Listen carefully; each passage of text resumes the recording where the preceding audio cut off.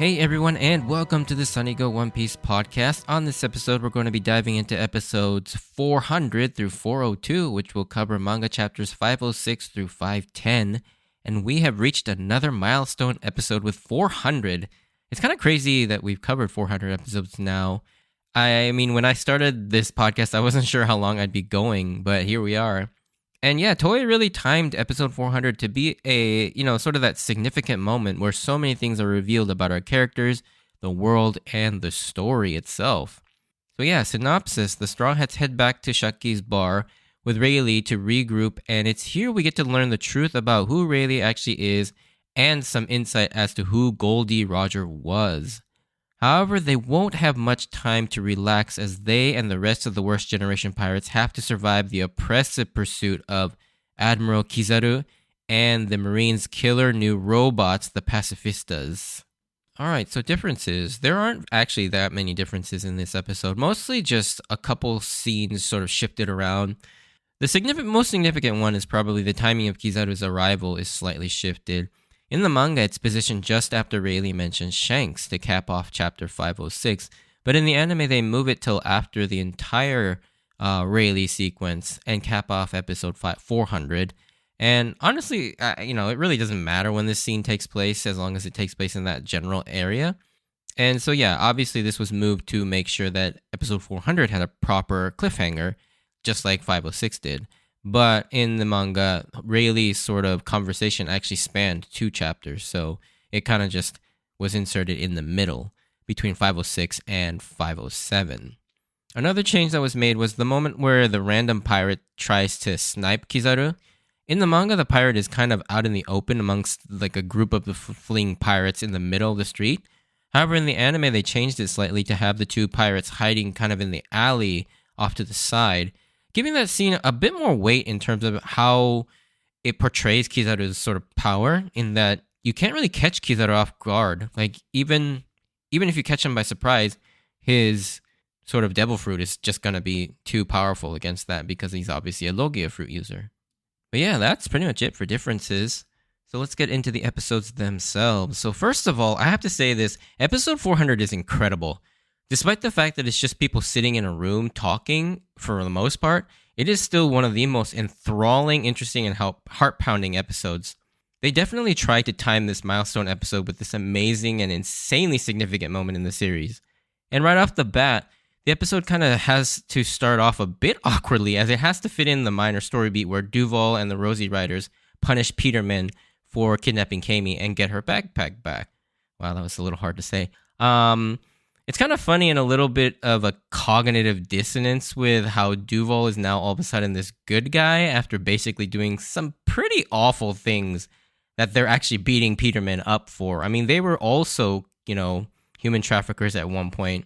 And it's kind of explained away that it's not like Duval wanted to go into human trafficking, but was kind of forced into it. And he couldn't have been doing it for very long since they've only been doing it in the time that Sanji's wanted poster has been published. So maybe a couple weeks at most. So I guess you can kind of give them a pass, especially how they've pretty much given up all their crime and taken on a life of doing good ever since their run-in with Sanji and the Straw Hats. Although I've always wondered how they now make a living, like, since their life of crime is over. So, like, how do they make money now? Because they're clearly not doing anything. I don't know if they're maybe, like, bounty hunting or... Yeah, it's very strange how they're financing their activities now.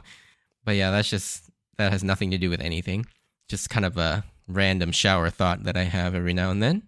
But yeah, it's after this short scene we finally get to the meat of this episode. And Rayleigh finally explains who he is to the Straw Hats. Now, one funny little detail about this scene is how Brooke is only vaguely familiar with the pirate named Roger because he was trapped in the Florian Triangle during most of Roger's reign of the seas. So, like, he basically missed most of, like, Roger's, like, most famous parts and only really knew about him as he was coming up as a rookie. Also, Luffy, like he is during almost every important conversation, is kind of preoccupied with something else, and you can see him just stuffing his face in the background, which is also funny. One other detail that kind of flew over my head when I first read this was when Rayleigh mentions how he met Hachi and became friends. He mentions how he lost touch with him after he joined the Sun Pirates. And Luffy, like myself, just assumed he was talking about Arlong.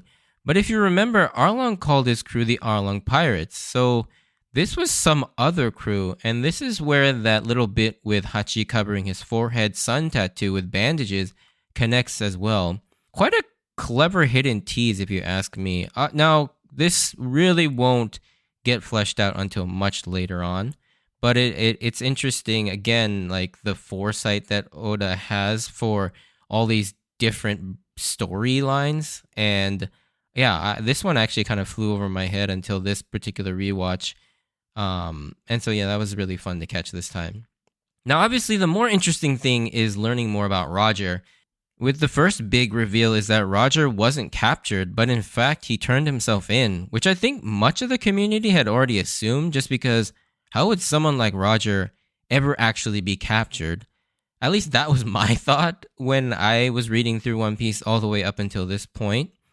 And now we know that it was actually due to a fatal illness that he was dying from. And now in a really cool first full circle payoff moment from all the way back in episode 63, we finally get confirmation that the pirate crew that Crocus served in was in fact the Roger Pirates. And that little monologue to himself about how perhaps Luffy was the person he and Roger had been waiting for gets a bit more meaning. I mean, we could surmise from that little monologue at the end of the Twin Capes small mini arc that Roger and Crocus obviously knew each other. I think for me at the time, I had just assumed that, like Luffy and so many other pirates, that the Roger Pirates also stopped by at the Cape, since Gold Roger was from the East Blue. And so I think I just assumed that, he also kind of made friends with Crocus there. But now we know that Crocus actually served as their doctor while Roger was sick. And so, yeah, that whole section takes on a whole new meaning. Like, the level of interconnectedness of this particular story thread is also quite mind-boggling to me, just like everything else, because we also get the connection between Crocus and Brook as well, but also we still don't quite know what he meant by Luffy might be their person that they've been waiting for. And I do also like the part of the motivation for Crocus to go out to sea with Roger was to actually search for and find out what happened to Brook and the Rumbar Pirates. And yeah, I think that's a really sweet thing that he'd actually go through all that trouble just to help Laboon and maybe help him get closure to that. And yeah, I thought that little detail was also really cool to see about Crocus. I mean, yeah, just the callbacks to something over 300 episodes ago is incredible. And it's still adding more and more meaning to that story arc. And like I said in past episodes a million times, it's just like, I love how Oda retroactively makes like story beats and story arcs that much better with the more he reveals and opens up about the world later on in the story. The knowledge that Roger in fact was dying from an illness despite how powerful he was also could possibly foreshadow Luffy's eventual end as well. For a few arcs now, we have been getting hints that Luffy is pushing his body well beyond its capabilities, between Lucci mentioning how Gear Second he's basically doping with that and slowly eating away at his lifespan, as well as Kuma showing just how much damage Luffy is routinely sustaining every battle. It's possibly foretelling us that Luffy will probably die of natural causes sooner than we'd all like, kind of mirroring Roger's life there. And speaking of Roger's life, we see that the final days of his life were eerily echo Hiruluk's final days, as Roger declares before he turns himself into Rayleigh that he won't die. And Rayleigh mentions that Roger truly lived a great life and that he passes on an inherited will of the Great Pirate Age at his execution. Very similar to Hiruluk's sort of final moments in front of Wapol at the top of the Drum Castle. And interestingly enough, you kind of start to see Drum Island as maybe even a microcosm of the world in terms of the story. Just as the country of Drum was sick and dying due to corruption, so too is the current world. We see that more than ever over the last several story arcs with the introduction of the Celestial Dragons, the Marine Admirals, and the world government. Just the level of corruption and evil within the world is overwhelming at this point. And just as Hiruluk inspired Chopper, Kureha, Dalton, and the citizens of now the new Sakura Kingdom To carry on his desire to heal his home, Roger did the same for the entire world with his now legendary speech that we've all heard him say hundreds of times at the beginning of each episode during the We Are opening. This parallel is probably the biggest reason why I believe the One Piece is not an actual monetary treasure, but is something else entirely. As we'll see later on in this episode when Robin gets a chance to ask Rayleigh in another incredible moment, he tells her that they did find the history of the world, but that they themselves were too hasty.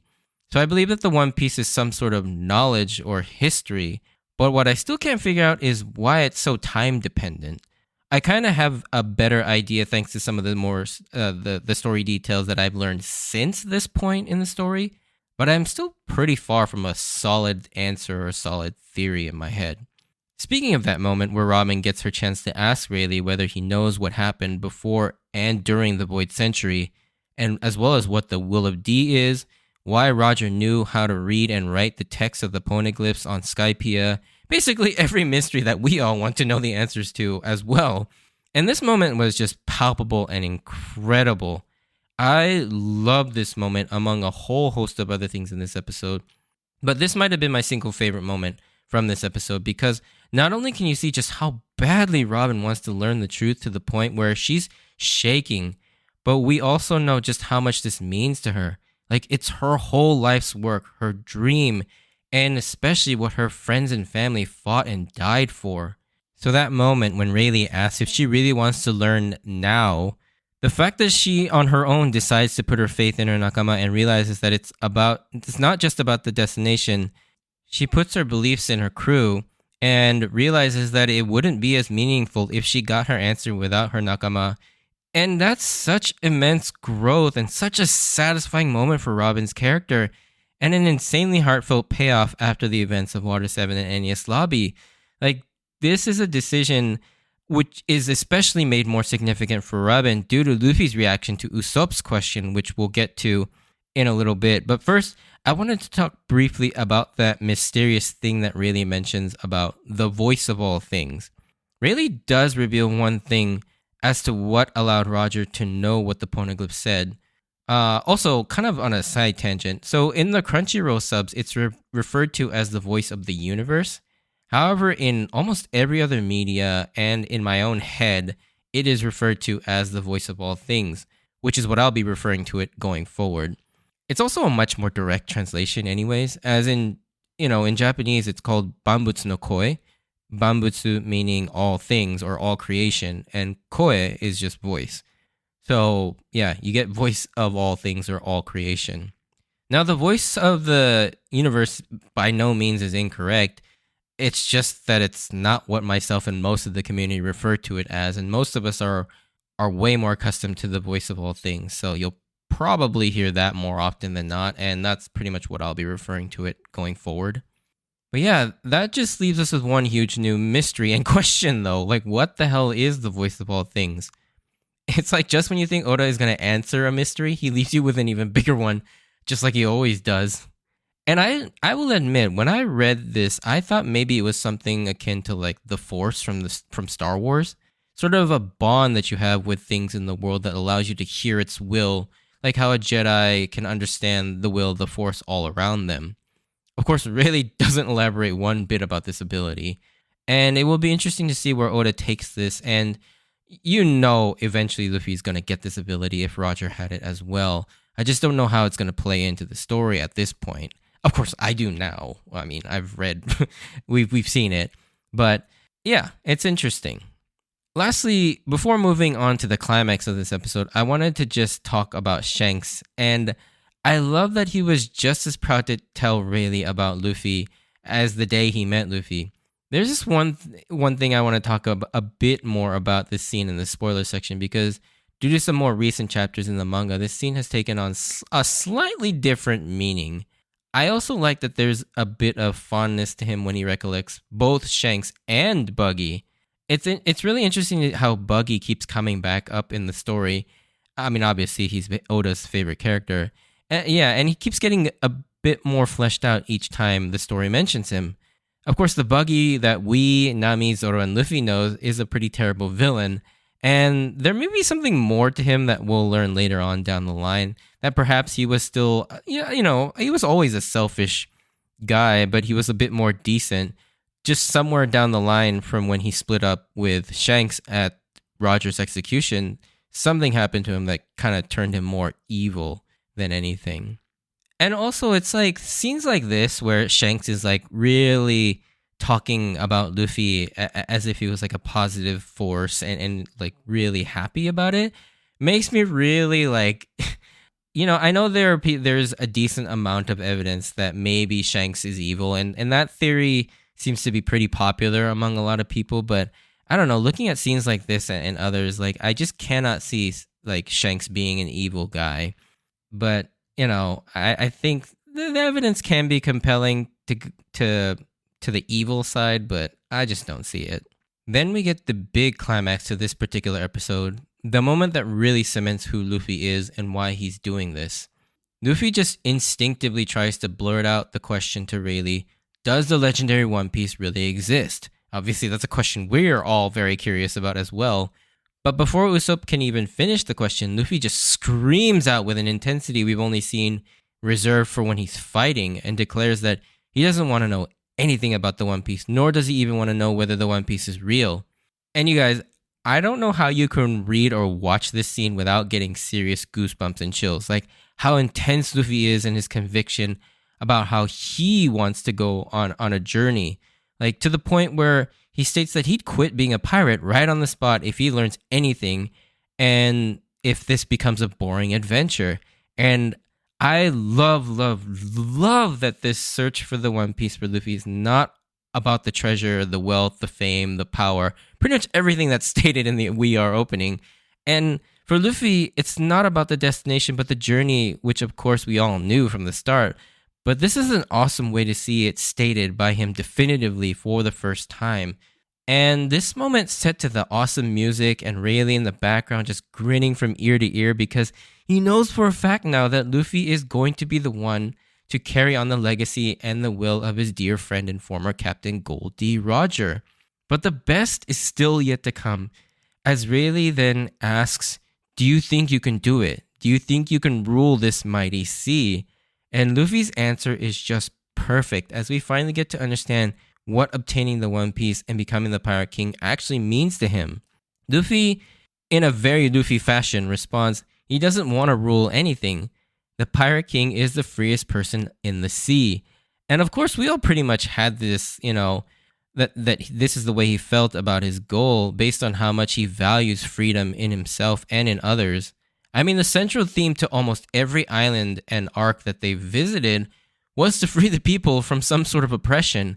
And yeah, this moment is such a fantastic scene.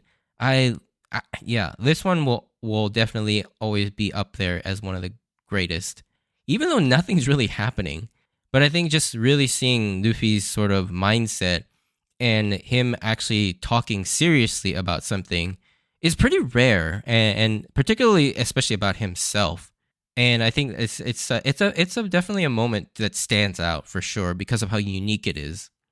But with that, Rayleigh proceeds to commence with the work on coating the Sunny, but mentions it'll take 3 days to complete. So now they will have to somehow lay low and survive for 3 days while being hunted by an admiral. And I do find the contrast funny how lax they are about all this. And the very next scene is the terrifying arrival of Admiral Kizaru on Sabodi, who's riding a cannonball as his method of travel.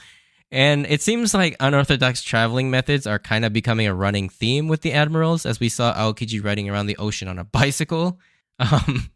So yeah, we get our proper introduction to Kizaru.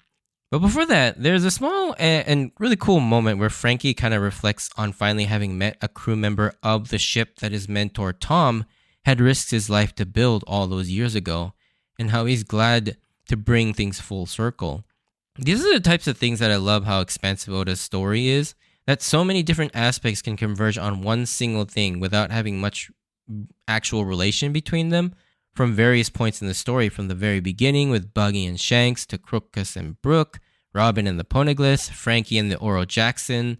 Like, it's quite remarkable and really fun as a fan to see so many like divergent stories all converging at once. And I think definitely that's one of the cool things about how expansive the world that Oda has built with One Piece is the fact that, yeah, you have all these different things coming together at certain points, and it makes for really fun and rewarding, like, storytelling. But enough of the warm and fuzzies. Let's get back to the main event with Admiral Kizaru. And we get our first full look at him. And I will say, because he looks so much like his real life inspiration, Kunie Tanaka, that his face seems almost too realistic looking, giving him sort of that creepy, uncanny valley effect, which kind of works in his favor in terms of depicting him as an antagonist. We also learn from his title card that his real name is Borsalino. And just like Aokiji and Akainu, who also have real names apart from their code names, although I don't, and I didn't bother to go back and look, but I don't know that Aokiji and Akainu's real names were in their title cards.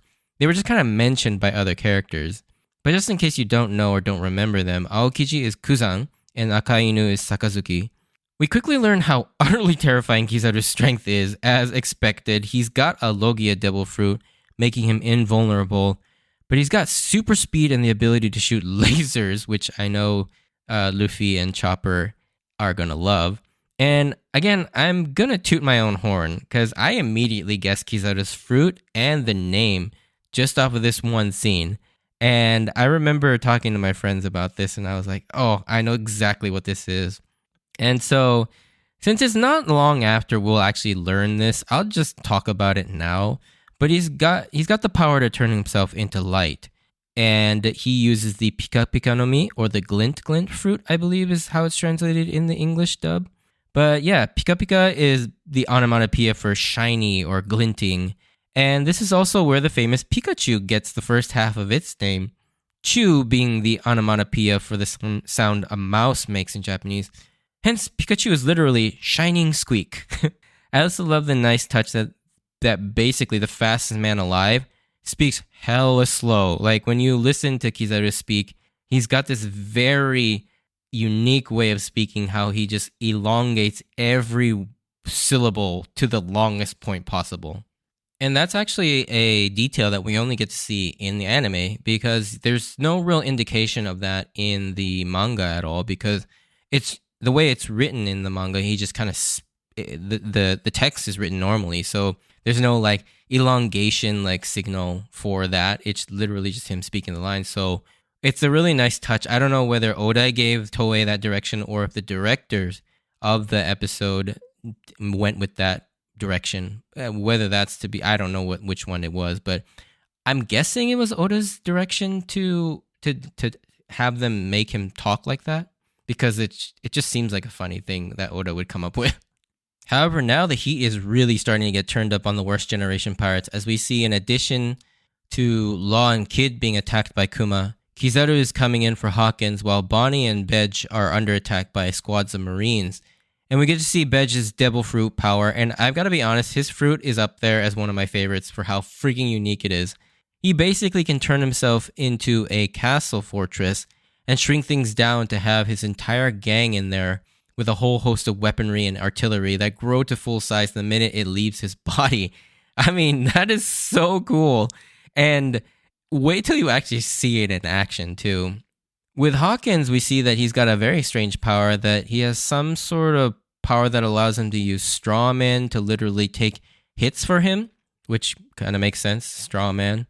And it seems he can use up to 10 of those, but it basically requires him to sacrifice real people by taking their soul, I guess.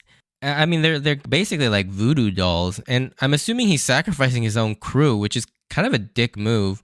And one thing that's always confused me about Hawkins, though, is his tarot card ability. Like, I know it has nothing to do with his fruit, but then that begs the question, what is it? Like, is it magic? Is it some sort of other ability? Is it a trick? I still to this day have no idea what that's about.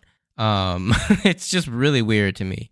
But yeah, later on we'll also see that he has the ability to change his whole body into straw. So I think it's safe to assume that he's got the straw fruit, or the wara wara no mi, or, wara being straw. Obviously, I mean, you probably heard Mugiwara, which is the straw hat. Mugi being wheat, so it's just wheat straw. But as cool as some of these last few powers have been, nothing compares to the awesome reveal of Deus Drake's powers. We get our first look at an ancient zone fruit, and he can turn into a freaking dinosaur. Like, we don't quite know what kind of dinosaur, and we can assume that, like the other zones, this is a specific model, so it's going to probably be called the Ryu no Mi, which model something, which Ryu means dinosaur in Japanese, and I know what the dinosaur is now, but at the time I didn't. I mean, I assumed it was like the T-Rex, or it didn't quite look like a T-Rex. It's more like a something else, but yeah, I didn't quite know. So just in case, I won't say which dinosaur it is, but I mean, if you compare pictures of different dinosaurs, you could probably figure it out. One crazy development to come out of all this that we see is that there are, at the very least, 3 different Kumas on the island attacking the Worst Generation pirates all at once, and they're all different from the original Kuma that we encountered at Thriller Bark. Seeing as how this Kuma doesn't have his paws and instead has laser cannons that shoot out of his palms, and they seem incredibly similar to Kizaru's beams. It seems they've somehow been able to weaponize Kizaru's powers and imbue them onto robot copies of Kuma into the ironically named pacifistas. Of course, Drake mentions that this was another one of the famed Dr. Vegapunk's creations. So not only can he fuse inanimate objects with devil fruits, but now he's figured out how to extract specific abilities from people and then give them to objects without giving up the whole fruit, which is very interesting that you can do that. And yes, this will be something interesting to watch till later. At this point, the remaining Worst Generation pirates are all getting their asses handed to them by Kizaru as well as the pacifistas. But then Apu decides to jump in and try to help for some reason. I'm still not entirely sure why he decided to try and attack, since it doesn't seem like he's the benevolent type to help people in need, but decides to put himself in the crosshairs of a Marine Admiral by attacking him. Like, Apu's probably got the weirdest fruit of the bunch too, with sort of this music or instrument-based devil fruit. I don't know what it's called, and I don't know that it. I didn't look this up, but I don't know if I don't think I still know the name of it. But yeah, he can turn his whole body into various instruments and attack using those, which I don't understand how that works either, because he can seemingly like create explosions. But he gets a pointless sneak attack on Kizaru. But seriously, this was so stupid and kind of really pointless, but it does give Oda an excuse to let Kizaru show off his badass and scary powers by instantly taking out Apu, Drake, and Hawkins in just one go. And the fact that he does all this with that creepy, neutral, yet kind of gleeful face is even more scary. Especially how he just reflects himself on windows and reflective surfaces with his Yata no Kagami ability that just kind of allows him to warp around and reach Apu in like a second. I mean, this move, this move in the subs and dubs is called the Sacred Yata Mirror, but more directly translated, it's actually the 8-span mirror, Ya meaning 8 and Kagami meaning mirror in Japanese. Unfortunately, even if this isn't the real Kuma, it still doesn't change the fact that this Kuma is also insanely strong, forcing the Straw Hats to basically go all out right from the get-go as Luffy immediately jumps into Gear Second. And yeah, right away the Monster Trio jump into action and land what should usually be a devastating 3-attack combo, but this pacifista just shakes it off and gets right back up. It seems like they're in a lot of trouble, as no matter what they throw at it, it just shakes it off. As it's mostly seemingly a machine, it doesn't even talk nor like change its facial expressions. Not that the real Kuma did either. But worst of all, Zoro has not had a chance to heal from his last encounter with the real Kuma. But what's really interesting here is, yes, he is still injured, but it seems Zoro is actually more affected by the PTSD from the incredible ordeal he faced with Kuma back on Thriller Bark. And for the first time, do we ever see him actually freeze with inaction from fear or hesitation. And this is also confirmed by Sanji's reading of the situation as well. And this is a pretty significant character building moment for both Sanji and Zoro. And I love that this is further proof that Sanji doesn't hate Zoro. He actually cares for him and shows genuine concern. But the bigger thing here is how this deepens Zoro even more. Like, up till now, Zoro has been depicted as the strong silent type who's generally never fazed by things. But this is, I think, legit the first time since he was a kid that we've seen him lose his composure and flat out scared, indicating to us that the closer they get to the new world, things are going to start really getting on top of them. And perhaps things are going to get too big for their britches, as they say. And the fact that Zoro, of all people, has sustained not only tremendous amount of physical damage, but for the first time and more significantly sustained psychological damage is something really eye-opening to us, the viewer and the reader. Like, this sensation is something very new to us as One Piece fans because, like Zoro, for the first time, I actually started fearing for the Straw Hats that something significant was brewing, and boy, you haven't seen anything yet. Like, this sensation of uneasiness that Oda makes you feel in Sabaody is one of the reasons why this arc is so memorable in the series, but let's not get too ahead of ourselves, as there is still a lot more to come. But yeah, what a crazy set of episodes with so much revealed both from the past and the present, and so many more mysteries introduced even after some explanation of the past. And yeah, this is really where One Piece starts to hit its stride, if you can believe that, because things have been pretty awesome up till now, but they start to get very crazy and go in a direction that I could have never predicted for the story, and for the better, to be honest. It, like, from here on out, it gets pretty nuts. And yeah, I can't wait to get into the next several arcs. But yeah, if you did enjoy this, send me a like or comment. And if you want to join me on this journey of rewatching One Piece, please consider subscribing. Check out my Instagram and Twitter account at SunnyGo Podcast for updates of when I post new episodes and to see pictures of my manga collection. As always, I wanted to thank you for taking the time out to listen to my podcast. There's going to be a spoiler section for this for sure, so stay tuned for that. But if you're not interested in those, stay safe out there, and I hope to see you on the next episode. Bye.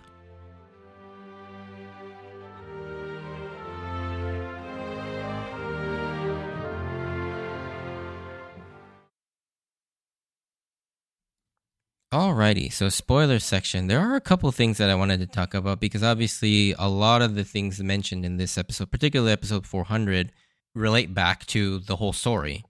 So the first thing I wanted to talk about was that mini conversation with Roger and, or not Roger, but Shanks and Rayleigh, where Roger basically seemingly said the same thing as Luffy. Now, at the time, at least I, and I'm sure most people, thought that he was referring to the fact that Luffy constantly proclaims that he's going to be the king of the pirates.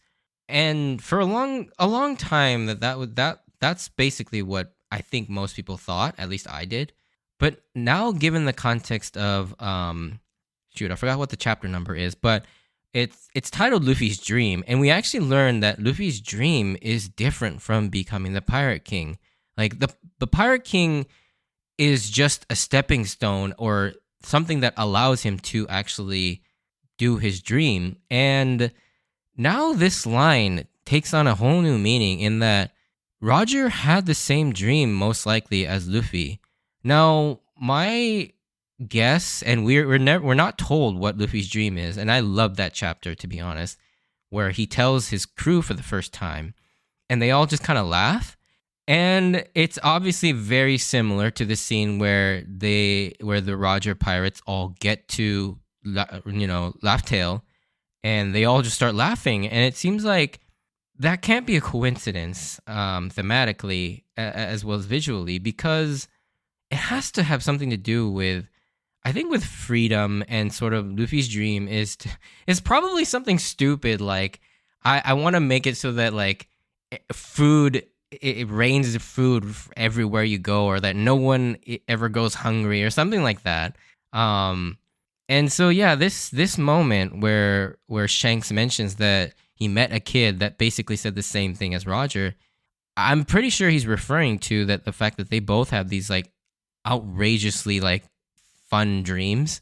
And I think that this scene kind of takes on a whole new meaning, at least once I rewatched this again, with the added context of Luffy's actual dream not being the Pirate King. Well, I mean, obviously his goal is to become the Pirate King, but he has a dream separate from that. And I think this scene, yeah, it's very interesting how I look at this scene now. The next thing I wanted to mention was Frankie. So he mentions the fact that this is the first time he's met someone from Roger's crew who rode on the Oro Jackson. But that's not quite true. As later on in, I think, chapter like 960 something, during Oden's flashback, we see that Oden actually talked to Frankie as he was a kid when the Ore Jackson was being built. And I mean, within the context of what's actually shown in that one page, it still makes sense because it's not like Frankie met Roger. He didn't meet like, Rayleigh or anybody. He was kind of off in his scrapyard making his battle Frankies, and Oden just managed to like go into the junkyard area and find Frankie. And so, continuity wise, it doesn't really change anything, even if this was maybe a retcon. But yeah, it's kind of funny that he did actually meet somebody. He just met Oden. And yeah, I think that's a very interesting thing. Like, a lot of people seem to get confused by this line now after having read that chapter. But yeah, I mean, that was when Frankie was still like, what, 8, 9 years old, I think? And so, yeah, it's not really out of the realm of possibility that he never actually ran into any of the Roger pirates. But I did love how that moment came full circle. The next interesting thing that I was actually surprised to see, and I guess I forgot about this, is Bonnie's pointed reaction at hearing that a Shibukai was on the island. Now, at the time when I first read this, I just assumed she was freaking out because it was a Shibukai, and everybody freaked out that there was a Shibukai on the island in addition to a Marine Admiral. But seeing her reaction, it actually is different. And we obviously know why it's different now, because we know that Kuma is actually Bonnie's father. And she's basically on this sort of quest to find him and kind of save him from the world government. And so, yeah, I think this was a moment where it's like she realized, oh, a Shibukai is on the island? Maybe my father is here. And that whole thing. And it's so crazy to me, like how Oda has laid this little thread here all the way. I mean, yes, it's episode 400, but this doesn't really get paid off till now, like currently in the present day here during the Egghead Island arc. And I mean, that's crazy because yes, he has dropped several other hints, particularly during the Levelly arc. There's a bit more expansion to this whole thing, but I mean, he laid the seeds for this thing 12 years in advance. Like, this was back in like 2009, I think, when these chapters were being published. So that's just insane to me. And then the last thing I kind of wanted to sort of mention here is Vegapunk. And so, again, similarly with Egghead Island, we first get our glimpse at how Vegapunk can extract specific powers from devil fruits and imbue them onto other things.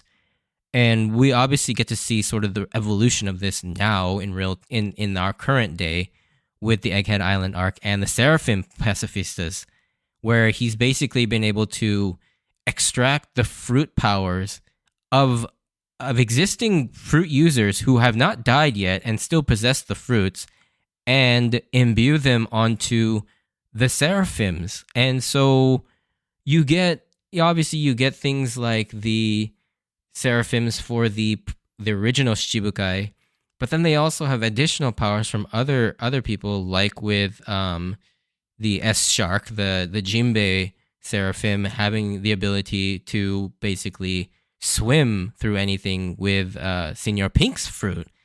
So it's just crazy how he's been able to do that. And this scene obviously is a precursor to that, which is another thing that he basically lays out 12 years in advance. And I mean, I don't know how, like, what kind of like vision board or what he uses to keep all these things in mind, because I mean, even as like a diehard fan who like lives and breathes these things, and I don't even have to think about stuff, like I don't even remember some of these things, and I have to sort of be reminded of them. But for him to be able to remember those storylines, make sure that they get progressively like more added to it as the time goes on, and within like a span of like 10 plus years, is frankly nothing short of genius. Like, this man is a genius, to be honest. Like, I am in complete awe of what this guy does.